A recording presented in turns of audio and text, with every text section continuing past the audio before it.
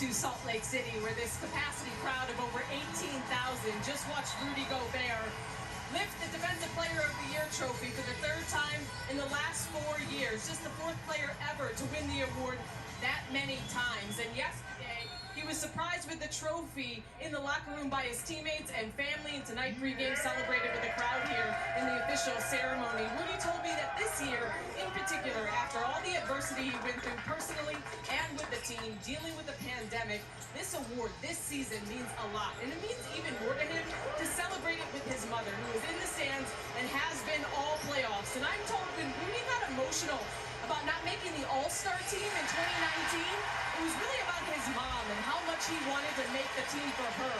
He lauds her for raising him in pretty humble surroundings in France, and said when he looks at that trophy, he thinks of her and how much she believed in him to make his dreams come true. And now the two-time All-Star and three-time Defensive Player of the Year is trying to continue to make his mom proud as he hopes to share another trophy with her after the season. Mark, DB? Yeah, great story, Cassidy. And the other half of that is that Rudy's dad actually played collegiate basketball at Marist. That's going to be an offensive foul against the Clippers, called by official Kevin Cutler, who's joined by Trey Max and Scott Foster. And, you know, we talked about the progression of Rudy Gobert's defense, and he said that he's better as a defender than he was when he won his first Defensive Player of the Year award, because now he feels like he's even more able to guard bigs in the game that have evolved to perimeter shooters, stretch fours and stretch fives, and to balance those two things out in protecting the key as well. Bogdanovic left it short. Rare miss for the Jazz. Off to a great start, leading 10-2. Clippers almost turn it over. Zubac runs it down. Took a bad step and got it to Morris. Looking against Bogdanovic.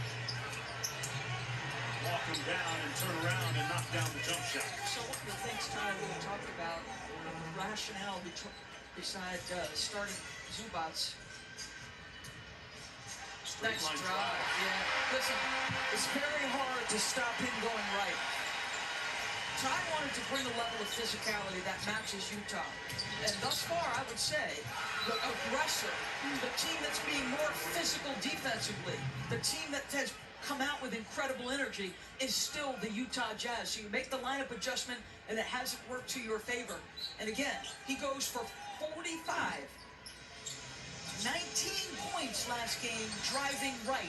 Push him left, Mark Jones. It sounds a lot easier than it is in reality. Zubac, say it with your chest. He stomped on the big Gobert in the middle there. You can see Gobert is always got his eyes on a swivel. So he's coming over strong side to load to Kawhi. That makes a ball side cut available to Zubac, and the reaction a little bit late in the foul. There's a time earlier this year when Ty Lue had issues with Zubac's inability to finish. That time he finished strongly at the cup.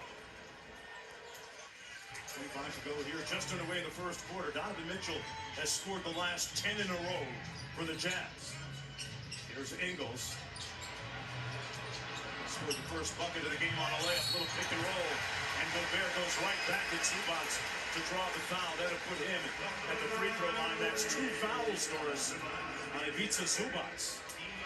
Ty Lue has something to contemplate here. And you can see Joe Ingles is an excellent secondary ball handler. So they get it to him, they get him going to his strong side, and in movement, he has such great continuity and feel for Rudy Gobert.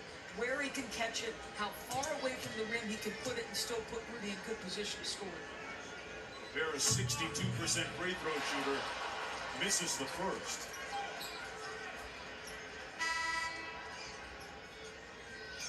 Gobert had 10 points and 12 rebounds in that Game 1 victory a couple of nights ago. Added 2 blocks as well. In here in attendance, watching her son, and Zubac is going to take a seat.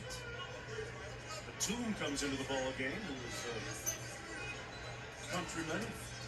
Rudy Gobert, both of them have represented France in international basketball competitions. As Gobert knocks down the second foul shot.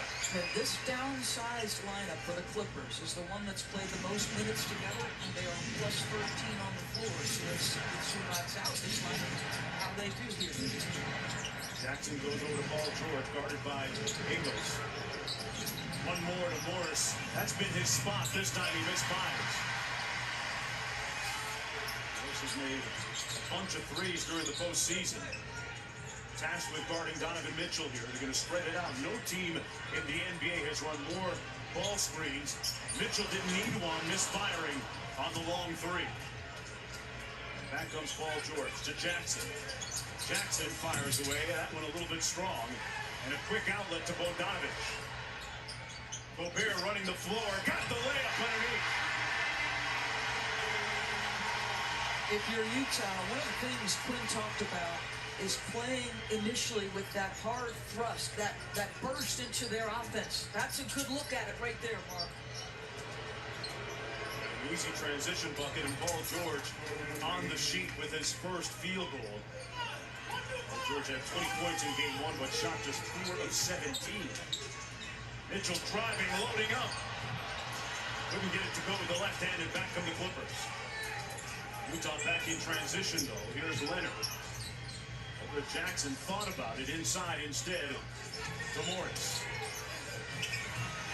Good defense by O'Neal. Morris gets it back. Out to a wide open Batum. Got the three. Let's remember, these two teams value the three. Clippers finished the year 41% excellent defensive play. 41% from three are the Clippers on the season. Nobody shot it better percentage-wise than the Clippers, Doris. That's exactly right, and this is smart of Morris, right? Don't take on the shot blocker and defensive player of the year.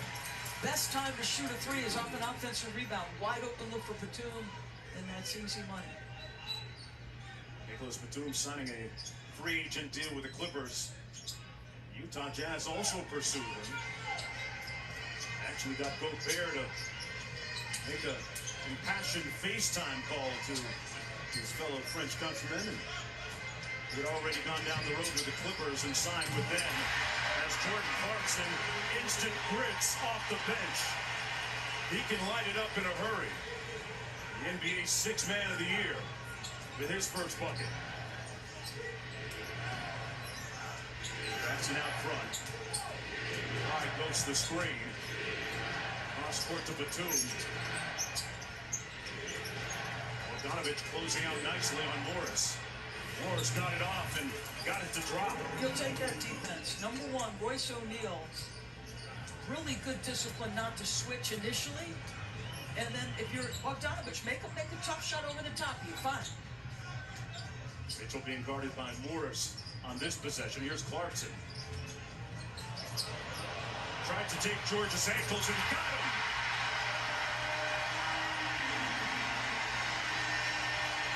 Couple of quick buckets for the NBA's Sixth Man of the Year.